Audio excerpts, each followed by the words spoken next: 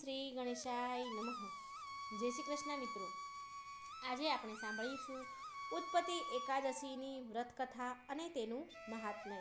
ખૂબ જ સરસ વિસ્તારપૂર્વક આ વ્રતકથા અને મહાત્મય છે. પૂરા ધ્યાનથી મનથી સાંભળજો અને વિડીયો પસંદ આવે તો લાઈક અને શેર કરવાનું ભૂલશો નહીં. કોમેન્ટ બોક્સમાં ભગવાનનું નામ પણ જરૂર લખજો અને આ ચેનલને સબસ્ક્રાઈબ પણ મિત્રો જરૂર કરી દેજો. ઓમ નમો ભગવતે વાસુદેવાય. સુત પૌરાણિક બોલ્યા, હે સોનકાદિક ઋષિઓ, પૂર્વ શ્રી કૃષ્ણે પ્રીતિથી ઉત્તમ વિધિવાળું જેનું મહાત્મય વિસ્તારથી કહ્યું છે તે એકાદશી વ્રતની ઉત્પત્તિનું મહાત્મય. હે ઉત્તમ બ્રાહ્મણો, જે સાંભળે છે તે અનેક વૈભવો ભોગવીને અંતે વિષ્ણુ લોકમાં જાય છે. અર્જુને પૂછ્યું, હે પ્રભુ, હે જનાર્દન, ઉપવાસનું, નક્ત ભોજનનું અને એકવાર ભોજન કરવાનું કેટલું પુણ્ય છે તથા તેનો શું વિધિ છે તે સઘળું મને કહો. ભગવાન શ્રી કૃષ્ણ બોલ્યા, હે પૃથ્થાના પુત્ર અર્જુન, હેમંત ઋતુ બેસતા શુભ એવા માર્ગશીર્ષ માસના કૃષ્ણ પક્ષની એકાદશીને દિવસે ઉપવાસ કરો. તે ઉપવાસ કરવાનું વિધિ આ પ્રમાણે હું કહું છું. પ્રથમ દસમને દિવસે દાંતણ આદિ ક્રિયા કરીને તે દિવસે નક્ત ભોજન કરવું. તેનું વિધિ એક દિવસના 8મા ભાગની અંદર સૂર્યના આથમવાના ટાણે જે ભોજન કરવામાં આવે તેનું નામ નક્ત જાણવું, પણ રાત્રિએ જે ભોજન કરવું તે નક્ત ભોજન ગણાય નહીં. માટે દશમને દિવસે નક્ત ભોજન કરી એકાદશીને દિવસે પ્રાતઃકાળ નિયમવાન થઈને સંકલ્પ કરવો. હે કુંતીના પુત્ર, મધ્યાહન સમયે સાવધાનપણે સ્નાન કરી પવિત્ર થવું. નદીમાં, તળાવમાં અથવા વાવમાં નાહવું. તેમાં નદીમાં નાહવું તે શ્રેષ્ઠ છે, તળાવમાં નાહવું તે મધ્ય છે અને વાવમાં નાહવું એ કનિષ્ઠ જાણવું. એ રીતે ક્રમથી નાહવાનું કહ્યું છે. પરંતુ તે ત્રણમાંથી એકય જળાશય ન હોય તો કૂવામાં નાહવું એ પણ શ્રેષ્ઠ છે. સ્નાન સમયે પ્રથમ મૃત્તિકા લઈને તેના પ્રાર્થના કરવી. મૃત્તિકા લઈને તેની પ્રાર્થના કરવી કે હે ઘોડાઓએ દબાવેલી, હે રથોએ દબાવેલી અને હે વિષ્ણુથી મપાયેલી પૃથ્વીરૂપ મૃત્તિકા મારા પૂર્વ સંચિની પાપને હરી લે. તે હરી લીધેલા પાપથી હું ઉત્તમ ગતિ પામીશ. એમ કહી વ્રત કરનારે મૃત્તિકા વડે સ્નાન કરવું, માટીએ નાહવું. પછી આ વ્રત કરનારે પાપી, ચોર અને પાખંડી માણસોની સાથે બોલવું નહીં. ખોટી નિંદા કરનાર, દેવ બ્રાહ્મણોને નિંદનારા, બીજા દુરાચાર કરનારા, અગમ્યા સ્ત્રી સાથે ગમન કરનારા, પારકાના દ્રવ્યને ચોરનારા અને દેવના દ્રવ્યને હરનારાઓની સાથે પણ બોલવું નહીં. અને તેઓ કદી દ્રષ્ટિએ પડે તો સૂર્યના દર્શન કરવા. પછી ઘેર આવી ભક્તિયુક્ત મન વડે ધૂપ, દીપ, નૈવેદ્ય વગેરેથી આદર સહિત વિષ્ણુની પૂજા કરવી. હે પાર્થ, તે દિવસે વ્રત કરનારે નિંદ્રા ને મૈથુનનો ત્યાગ કરવો તથા ભગવાનના કીર્તનને શાસ્ત્રના વિનોદથી દિવસ રાત્રિ કાઢવા. રાત્રિએ જાગરણ કરી ભક્તિયુક્ત મનથી બ્રાહ્મણોને દક્ષિણા દઈ પ્રણામ કરી ક્ષમા માંગવી. હે રાજા, ધર્માત્મા તત્પર થયેલાઓએ જેવી શુદ્ધની તેવી જ વધની એકાદશી માનવા યોગ્ય છે. માટે એ બંને એકાદશીમાં કોઈ ભેદ રાખવો નહીં.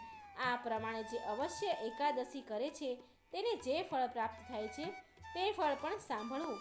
મનુષ્ય શંખો દ્વારા તીર્થોમાં નાહીને ગદાને ધારણ કરનારા વિષ્ણુ ભગવાનના દર્શન કરવાથી જે ફળ પામે છે તે ફળ એકાદશીના એ ઉપવાસની 16મી કળાને પણ યોગ્ય નથી. વ્યતિપાતમાં દાન દેવાથી દાનનું 1 લક્ષણ ગણું ફળ થાય છે. હે ધનંજય, સંક્રાંતિઓમાં દાન દેવાથી દાનનું 4 લક્ષ ગણું ફળ થાય છે. અને કુરુક્ષેત્રને વિશે ચંદ્ર સૂર્યના ગ્રહણ ટાણે નાહીને દાન દેવાથી જે પુણ્ય થાય છે તે સઘળું પુણ્ય એકાદશીના વ્રતો ઉપવાસ કરનારા મનુષ્ય અવશ્ય મેળવે છે. અશ્વમેઘ યજ્ઞ કરવાથી જે ફળ પ્રાપ્ત થાય છે તેથી 100 ગણું ફળ પુણ્ય ફળ એકાદશીના ઉપવાસથી થાય છે. જેને ઘેર 60,000 વર્ષ સુધી નિત્ય 1 લાખ તપસ્વીઓ જમતા હોય તેને જે પુણ્ય થાય છે તે પુણ્યના ફળને માણસ એકાદશીના ઉપવાસથી જ પામે છે. વેદ અને વેદોના અંગોના પારને પામેલા બ્રાહ્મણોને હજારો ગાયો દેવાથી જે પુણ્ય થાય છે તેથી 10 ગણું પુણ્ય એકાદશીના ઉપવાસ કરનારને પ્રાપ્ત થાય છે. જેના ઘરમાં નિત્ય 10 ઉત્તમ બ્રાહ્મણો જમે છે તેનું જે પુણ્ય થાય છે તેનાથી 10 ગણું પુણ્ય એક બ્રહ્મચારીને જમાડવાનું છે. એક બ્રહ્મચારીને જમાડવાથી જે પુણ્ય થાય છે તેનાથી 1000 ગણું પૃથ્વીના દાનનું ફળ કહેલ છે અને કન્યાદાનનું પણ તેટલું જ ફળ કહેલ છે. વળી પૃથ્વીનું દાન દેવાથી તથા કન્યાદાન દેવાથી જે પુણ્ય થાય છે તેથી 10 ગણું વિદ્યાદાનનું કહેલ છે.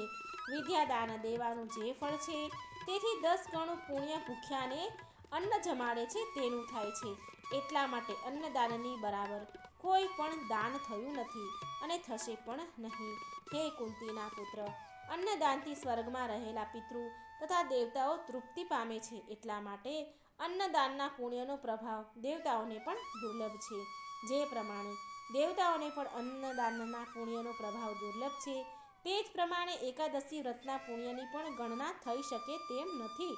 એકાદશીના દિવસે નક્ત ભોજન કરીને ઉપવાસનું અડધું ફળ મળે અને એકટાણું કરનારે એક વખત જમનારને નક્ત ભોજનનું અડધું ફળ મળે છે. એટલા માટે આ એકાદશીના દિવસે એક વખત ભોજન કરવું, કાં નક્ત ભોજન કરવું, કાં ઉપવાસ કરવો, એ ત્રણમાંથી એક વાનું તો કરવું જ. સર્વ તીર્થો, દાનો, નિયમો, યમો અને યજ્ઞો જ્યાં સુધી એકાદશીની તિથિ પ્રાપ્ત થઈ નથી અર્થાત એકાદશી આવી નથી ત્યાં સુધી જ ગર્જના કરે છે. તેટલા માટે સંસારથી ભય પામનારા સઘળા જનોએ એકાદશીનો ઉપવાસ કરવો. એકાદશીને દિવસે પાણીમાં નખ બોળીને જળ પીવું નહીં અને પંડોળા તથા કોળું પણ તે દિવસે ખાવું નહીં. હે અર્જુન, એકાદશીને દિવસે કોઈએ ખાવું નહીં. એ રીતે જે તે મને પૂછ્યું તે સઘળું મેં તને કહ્યું. એટલા માટે સર્વ વ્રતોમાં ઉત્તમ વ્રત એવું જે આ એકાદશીનું વ્રત છે તેના પુણ્ય જેટલું પુણ્ય 1000 યજ્ઞ કરવાથી પણ મળતું નથી. અર્જુને કહ્યું, હે દેવ, તમે આ એકાદશીની તિથિને સર્વ તિથિઓથી પુણ્યરૂપ કેમ કહી? સર્વ તિથિઓથી પણ એકાદશીની તિથિ કેમ પવિત્ર છે? શ્રી કૃષ્ણએ કહ્યું, હે કુંતીના પુત્ર અર્જુન, આગળ સતયુગમાં અતિ અદ્ભુત, મહાભયંકર અને સર્વ દેવોને ભય કરનાર મુરુ નામનું દાનવ હતો. તેણે આદિ દેવ પુરંદર એવા ઇન્દ્રને જીત્યા હતા. વળી હે પાંડુના પુત્ર, અતિ ઉગ્ર એવા તેણે 12 આદિત્ય સૂર્યો, 8 વસુઓ, બ્રહ્મા, વાયુ, અગ્નિ તથા અન્ય દેવતાઓને જીત્યા હતા. આ સઘળી બાબત ઇન્દ્રે શંકર ભગવાનને જઈને કહી કે એમાં અમો સર્વ સ્વર્ગલોકથી ભ્રષ્ટ થઈને આ પૃથ્વી તળામાં ફરીએ છીએ. માટે હે દેવના દેવ મહાદેવ, દેવતાઓની શી ગતિ થશે? ઈશ્વર બોલ્યા, હે દેવોમાં શ્રેષ્ઠ ઇન્દ્ર, જ્યાં રક્ષા કરનારાઓમાં ઉત્તમ, બચાવનારાઓમાં તત્પર જગતના નાથ ગરુડધ્વજ કૃષ્ણ છે ત્યાં જાઓ. હે અર્જુન, આવું ઈશ્વરનું બોલવું સાંભળીને મોટા મનવાળા દેવોના રાજા ઇન્દ્ર સર્વ દેવો સહિત જ્યાં જગતના નાથ વિષ્ણુદેવ પોઢ્યા હતા ત્યાં ગયા. તે વખતે જગતના પતિ વિષ્ણુદેવને જળમાં મધ્યમાં સૂતેલા જોઈ 2 હાથ જોડીને સ્તુતિ કરવા લાગ્યા કે હે દેવોના દેવ પરબ્રહ્મરૂપ, આપણે નમસ્કાર છે. હે દેવોએ સારી રીતે વંદના કરેલ, હે દૈત્યોના શત્રુ કમળના સરખા નેત્રવાળા અને મધુ દૈત્યને મારનારા, તમે અમારી રક્ષા કરો. આ દેવતાઓ દૈત્યથી ભય પામીને મારી સાથે આવ્યા છે. માટે હે જગતનાથ, તમે શરણરૂપ છો, તમે જગતના કર્તા છો, તમે ક્રિયારૂપ છો, તમે સર્વલોકની માતા છો, તમે જ જગતના પિતા છો, તમે સ્થિતિરૂપ છો, તમે ઉત્પત્તિ રૂપ છો તથા સંહાર કરનારા પણ તમે જ છો. હે પ્રભુ, તમે દેવોના સહાય રૂપ છો, તમે શાંતિ કરનારા છો, તમે પૃથ્વી રૂપ છો, તમે આકાશ રૂપ છો, તમે સર્વ જગતના ઉપકાર કરનારા છો, તમે મહાદેવ છો, તમે પોતે બ્રહ્મા છો, તમે ત્રણેય લોકને પાલનહારા છો, તમે સૂર્ય છો, તમે ચંદ્રમા છો, તમે જ અગ્નિ છો, તમે હવ્ય હોમવાના પદાર્થ રૂપ છો, તમે હોમ રૂપ છો, તમે ભૂત દ્રવ્ય રૂપ છો, તમે મંત્ર રૂપ છો, તમે તંત્ર રૂપ છો, તમે ઋષિત્વજ રૂપ છો, તમે જ રૂપ છો, તમે યજમાન રૂપ છો, તમે જપ રૂપ છો, યજ્ઞ રૂપ છો તથા ફળને ભોગવનારા ઈશ્વર પણ તમે જ છો. હે દેવોના પણ દેવ ઈશ્વર, શરણે આવેલાની ઉપર પ્રીતિ ધરાવનારા ભગવાન સ્થાવર જંગમ રૂપ આ 3 લોકમાં તમારાથી રહિત કશું પણ નથી. હે મોટા યોગી, રક્ષા કરો. હે વ્યાપક, દાનવોએ દેવોને જીતી લઈને સ્વર્ગમાંથી અમોને કાઢી મૂક્યા છે, માટે ભય પામેલાઓને આશ્રય આપો, કારણ કે સ્થાન ભ્રષ્ટ થયેલા એટલે કે સ્વર્ગમાંથી કાઢી મૂકેલા દેવતાઓ હે જગતના નાથ પૃથ્વી ઉપર ભટકે છે. આવું ઇન્દ્રનું કહેવું સાંભળી વિષ્ણુ ભગવાન વચન બોલ્યા. શ્રી ભગવાન બોલ્યા, જેણે દેવતાઓને જીતી લીધા છે એવું મોટી માયાવાળું એ કોણ દૈત્ય છે? તેનું રહેવાનું ઠેકાણું ક્યાં છે? તેનું નામ શું છે? તેમાં કેટલું બળ છે ને તેને આશ્રય આપનારો કોણ છે? હે ઇન્દ્ર, આ સઘળું તું નિર્ભય થઈને કહે. ઇન્દ્ર બોલ્યા, હે દેવોના ઈશ અને ભક્તિની ઉપર કૃપા કરનાર હે ભગવાન, પૂર્વ બ્રહ્માના વંશમાં ઉત્પન્ન થયેલા અતિ ઉગ્ર દેવોને મારનારો નાડી જંગ એમ નામે મોટો દૈત્ય હતો. તે નાડી જરુના અતિ પ્રખ્યાત મુરુ નામે પુત્ર મોટો દૈત્ય છે. તે મુરુ દૈત્યની અતિ ઉત્તમ ચંદ્રાવતી માટે નામે મોટી નગરી છે. તે નગરીમાં વસનારા દુષ્ટ મનવાળા પરાક્રમી મરુએ જગતને જીતી લઈ દેવોને પણ સ્વર્ગમાંથી કાઢી મૂકીને પોતાના સ્વાધીનમાં રાખ્યા છે. વળી તમે પોતે જ ઇન્દ્ર, અગ્નિ, યમ, વાયુ, ઈશ, ચંદ્ર, નિષૃતિ અને પાશવાળા વરુણના સ્થાનકોના ઉપરી થયા છો, અને સૂર્ય પણ તમે પોતે જ થઈને તપો છો. સર્વ દેવોથી ન જીતાઓ એવા તમે પોતે જ મેઘરૂપ થયા છો. માટે હે વિષ્ણુ, તે દાનવને જીતીને દેવોનો વિજય કરો. એવું તે દેવોનું બોલવું સાંભળીને કોપાયમાન થયેલ વિષ્ણુ બોલ્યા, હે દેવોના દેવ ઇન્દ્ર, હું તે મહાબળવાન શત્રુને હણીશ. માટે તમે મહાબળવાન સર્વ દેવતાઓ એકઠા થઈને ચંદ્રાવતીમાં જાઓ. આ પ્રમાણે ભગવાન વિષ્ણુએ કહ્યું એટલે તે સર્વ દેવો વિષ્ણુને આગળ કરીને તેમની પાછળ ચાલ્યા. મારવાના દિવ્ય હથિયારો ધારણ કરેલા દેવોએ સંખ્યા વગરના હજારો દાનવો સાથે ગર્જના કરતા દૈત્યોના અધિપતિ મુરુ દૈત્યને દીઠો. તે વખતે અસુરોએ દેવતાઓને પોતાની હાથથી જ મારવા માંડ્યા. તેથી દેવતાઓ યુદ્ધનો ત્યાગ કરીને દશે દિશાઓમાં ભાગી ગયા. તે વખતે યુદ્ધમાં ઊભા રહેલા વિષ્ણુને જોઈને ક્રોધ પામેલા દાનવો હાથમાં જુદા જુદા આયુધો લઈને દોડ્યા. તેઓને દોડ્યા આવતા જોઈને શંખ, ચક્ર અને ગદાને ધારણ કરનાર વિષ્ણુએ ઝેરી સર્પોના જેવા બાણોથી દૈત્યના સર્વ શરીરને વીંધી નાખ્યા. એ રીતે વિષ્ણુએ હણેલા સેંકડો દાનવોનો નાશ પામ્યા. પણ માત્ર એકાંગ નામનો દાનવ ઊભો રહીને વારંવાર લડવા લાગ્યો. તેની ઉપર વિષ્ણુ જે આયુધ નાખે તે આયુધ તેના તેજથી કુંઠિત થઈને ફૂલની પેઠે તેના ઉપર પડતું હતું. શસ્ત્રો અને અસ્ત્રોથી પ્રહાર કરવા છતાં પણ જ્યારે તે જીતી શકાયો નહીં, ત્યારે ભગવાન ક્રોધ કરીને ભોગળ સરખા બાહુઓથી બાહુ યુદ્ધ કરવા માંડ્યું. તેણે દેવોના હજારો વર્ષ સુધી ભગવાન સાથે બહુ યુદ્ધ કર્યું. તેથી થાકેલા ભગવાન બદ્રિકાશ્રમ ગયા. ત્યાં હેમવતી નામની અતિ શોભિત ગુફા છે. તેમાં સુવા સારું મહાયોગી જગતના પતિ પેઠા અર્જુન, જે 12 યોજન લાંબી અને એક દ્વાર વાળી હતી નગરી. તેમાં હે પાંડવ, તે જ મોટા યુદ્ધથી થાકેલો અને ભયથી બીને એવો હું સૂતો સંશય નથી. પણ મારી પાછળ લાગેલો તે દાનવ તે ગુફામાં બેઠો. ત્યાં મને સૂતેલો જોઈ તે દાનવ હૃદયમાં વિચાર કરવા લાગ્યો કે હું દાનવનો ક્ષયને કરનારા આ હરિનો નાશ કરીશ. અતિ દુષ્ટ બુદ્ધિવાળા તે દાનવનો આવો નિશ્ચય જાણીને મોટી કાંતિવાળી એક કન્યા મારા અંગેથી ઉત્પન્ન થઈ. હે પાંડવ, દેવતાઈ આયુધો વાળી અને યુદ્ધને માટે ઊભેલી તે દેવીને દાનવોના પતિ મરુએ જોઈ. તે દિવ્ય સ્ત્રીએ માગેલું યુદ્ધ તેણે ઈચ્છ્યું અને તે સ્ત્રીએ તેની સાથે નિત્ય યુદ્ધ કરવા માંડ્યું. તે કન્યાને યુદ્ધ કરતી જોઈ આ વજ્ર સરખો મહાભયંકર પ્રહાર કરનારી કન્યાને કોણે નિર્માણ કરી હશે? આવું કહી વિસ્મય પામેલા એ દાનવોના અધિપતિએ તે કન્યાની સાથે યુદ્ધ કર્યું. તે પછી તે મોટી દેવીએ ઉતાવળથી સર્વ શસ્ત્રોને કાપી બળવાન દાનવને ક્ષણવારમાં રથથી રહિત કર્યો. તે દેવીએ મોટા વેગથી દોડતા અને હાથરૂપ આયુધવાળા દાનવને હાથના તળિયામાંથી હૃદય ઉપર પ્રહાર કરીને નીચે પાડ્યો. તે દૈત્ય પાછો હઠી તે કન્યાને હણવાની ઈચ્છાથી દોડ્યો. પાછા આવતા દાનવનું માથું ક્રોધથી તલવાર મારીને ક્ષણવારમાં કાપી નાખ્યું અને તે ઝળહળતા માથાને પૃથ્વી ઉપર તોડી પાડ્યું. એ રીતે માથું કપાયાથી તે દૈત્ય યમલોકમાં ગયો અને બાકી રહેલા ભયથી પીડાતા હીન શત્રુઓ પાતાળમાં પેસી ગયા. તે સમયે જગતના પતિ વિષ્ણુદેવ જાગૃત થયા.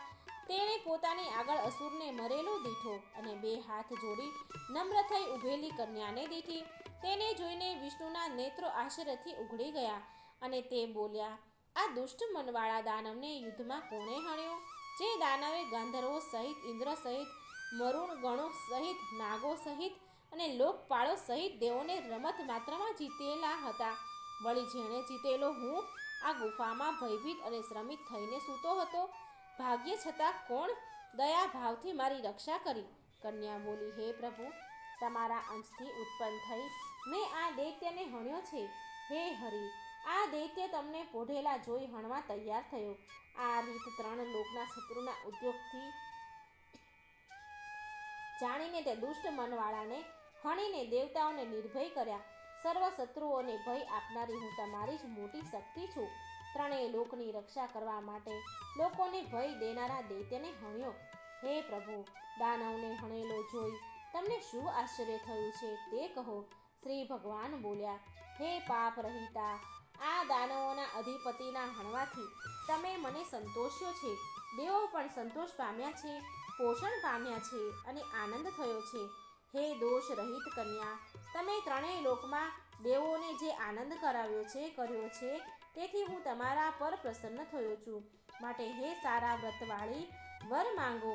દેવોને પણ જે દુર્લભ હશે તે આપીશ, એમાં સંદેહ નથી. કન્યા બોલી, હે દેવ, તમે મને પ્રસન્ન થયા હો અને જો મને વર દેવા ઈચ્છતા હો તો હું ઉપવાસ કરવાથી જે પુણ્ય થાય છે તેની અડધું પુણ્ય નક્ત ભોજન કરવાથી થાય અને જે એક વખત ભોજન કરે તેનું અડધું પુણ્ય થાય. માટે આ દિવસે જે ઇન્દ્રિયોને જીતી ભક્તિથી વ્રત કરે અને ઉપવાસ કરે, ઇન્દ્રિયોને જીતનાર મનુષ્ય વિષ્ણુના સ્થાનને પામી કોટી કલ્પ સુધી જુદા જુદા સુખોને ભોગવે છે. હે ભગવાન, તમારી પ્રસન્નતાથી આ મારું ધારેલું થાઓ. હે વિષ્ણુ, જે મનુષ્ય મારે દિવસે ઉપવાસ, નક્ત ભોજન કે એક વખત ભોજન કરે છે તેને ધર્મ, ધન તથા મોક્ષ આપો. શ્રી ભગવાન બોલ્યા, હે કલ્યાણી, તમે જે કહો છો તે સઘળું થશે. જે લોકો મારા ભક્તો છે અને જે લોકો તમારા ભક્તો છે તેઓ 3 લોકમાં પ્રસિદ્ધ થઈને મારી સમીપ આવશે. મારી ભક્તિ શક્તિ એવી તું એકાદશીને દિવસ ઉત્પન્ન થઈ, તેથી તારું ઉત્પત્તિ એકાદશી એવું નામ થશે. એકાદશીનું વ્રત કરનારાના સર્વ પાપોને બળીને હું તેઓને અવિનાશી સ્થાન આપીશ. ત્રીજ, આઠમ, નોમ, 14 અને એકાદશી આ તિથિઓ મને વિશેષતાથી મહાપ્યારી છે. માટે તેઓના વ્રત કરવાથી સર્વ તીર્થોની અધિક પુણ્ય થાય છે અને સર્વ દાનોથી અધિક ફળ થાય છે. એ તમને સાચું કહું છું. વ્રતોથી અધિક ફળ થાય છે. આવો વર આપીને વિષ્ણુ અંતર ધ્યાન થઈ ગયા. ત્યારે એકાદશી તિથિ હર્ષ તથા સંતોષ પામી. હે કુંતીના પુત્ર, જે લોકો આ એકાદશી કરશે તેના શત્રુને હણીશ અને ઉત્તમ ગતિને આપીશ. બીજા પણ જેઓ એકાદશીનું મોટું વ્રત કરશે તેઓના વિઘ્નોને હરીશ તથા સર્વ સિદ્ધિ આપીશ. હે કુંતીના પુત્ર, આ પ્રમાણે એકાદશીની ઉત્પત્તિ કહેલી છે.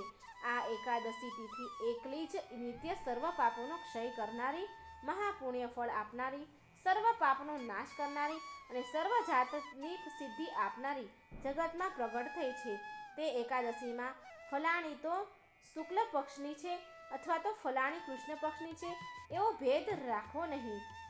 બંને વદની એકાદશી સમાન છે. હે અર્જુન, બંને એકાદશીનું વ્રત કરવું, એકાદશીનું વ્રત છોડવું નહીં.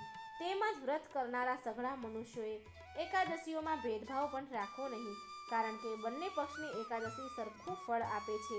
જેમ ધોળી ગાયનું અને કાળી ગાયનું બંનેનું દૂધ સરખું હોય છે, તેમ બંને એકાદશીનું ફળ પણ સરખું જ છે. હે અર્જુન, જે મનુષ્યો ભેદ બુદ્ધિ તજી દઈને બંને એકાદશીનું વ્રત કરે છે તે ગરુડ જેની ધ્વજામાં છે એવા શ્રી કૃષ્ણ ભગવાન જ્યાં વસે છે તેવા પરમ ધામમાં જાય છે. જે મનુષ્ય વિષ્ણુની ભક્તિમાં પારાયણ થઈને હંમેશા એકાદશીના મહાત્મ્યની કથા ભણે છે તે મનુષ્યોને આ જગતમાં ભાગ્યશાળી જાણવા. જે મનુષ્યો ભગવાનમાં પરાયણ થઈને દિવસ રાત્રિ ભગવાનના ભક્તના મુખથી ભગવાન વિષ્ણુની પરમ મંગળમય કથા સાંભળે છે તેને અશ્વમેઘનું જે પુણ્ય મળે છે તે પુણ્ય અવશ્ય મળે છે અને પોતાના કરોડ કુળોને સાથે તે વિષ્ણુ લોકમાં પૂજાય છે. જે મનુષ્યો એકાદશીના મહાત્મ્યને અથવા તો તેના એક પદને સાંભળે છે તેના બ્રહ્મ હત્યા વગેરે જેવા પાપ નષ્ટ પામે છે તેમાં સંદેહ નથી. હે અર્જુન, વિષ્ણુના ધર્મ સમાન બીજો કોઈ ધર્મ નથી. તે ધર્મ ગીતાજી વડે મેં તને જેમ સ્પષ્ટ કહી બતાવેલ છે તેમ શ્રી કૃષ્ણને પ્રસન્ન કરવાનું એકાદશી સરખું બીજું કોઈ વ્રત નથી. આ રીતે ભગવાન શ્રી કૃષ્ણ અર્જુનના સંવાદમાં માર્ગશીર્ષ મહિનાની કૃષ્ણ પક્ષની એકાદશીની સંપૂર્ણ કથા ભગવાને કહી સંભળાવી છે. તો મિત્રો, આ હતી ઉત્પત્તિ એકાદશીની વ્રત કથા અને એનું મહાત્મય કે આ એકાદશી કરવાથી કેટલું પુણ્ય ફળ મળે છે એ ભગવાન શ્રી કૃષ્ણએ ખુદ એના મુખેથી કહ્યું છે. માટે બની શકે તો એકાદશીનું વ્રત કરજો અને ન થઈ શકે તો ફરાહાર કરીને રહેજો અને છતાં પણ ન થઈ શકે તો આ દિવસે ભગવાનની સેવા પૂજા પાઠ કરવા, મંત્ર છે, કથા સાંભળવી એનું પણ ખૂબ જ ફળ છે. તો પણ આપણને એકાદશીના ફળનું જે વ્રતનું ફળ છે એ મળે છે. માટે શ્રદ્ધા ભક્તિથી એકાદશીની કથા સાંભળજો અને બીજાને પણ સંભળાવજો અને વિડીયો સારો લાગે તો શેર જરૂર કરજો. જય શ્રી કૃષ્ણ. રાધે રાધે. Thank you.